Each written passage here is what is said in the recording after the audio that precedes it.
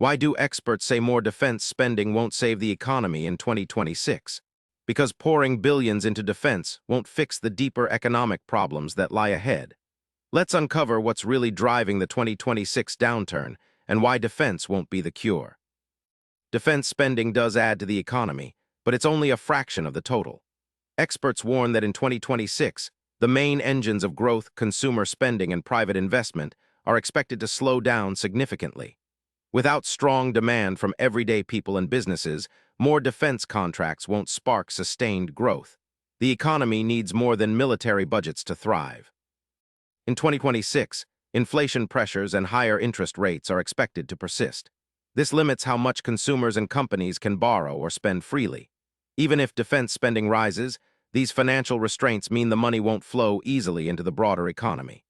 The Federal Reserve's tight policies aim to cool inflation, which can counteract any stimulus defense spending might provide. The government's debt levels are already elevated after years of spending.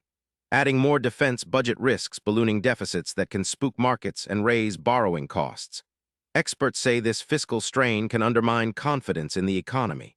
So, simply spending more on defense might worsen debt problems instead of helping economic recovery. Most experts agree that sustainable economic growth requires investments in innovation, education, and infrastructure. These areas boost productivity and create jobs over time. Defense spending alone doesn't address these fundamental needs. Without structural reforms and smarter investments, the economy could stall despite increased military budgets. So more defense spending won't save the economy in 2026 because the real challenges lie deeper in weak consumer demand, inflation, debt, and the need for long-term investments. Understanding this can help you see why quick fixes won't work. Hit subscribe for daily answers to questions you didn't know you had.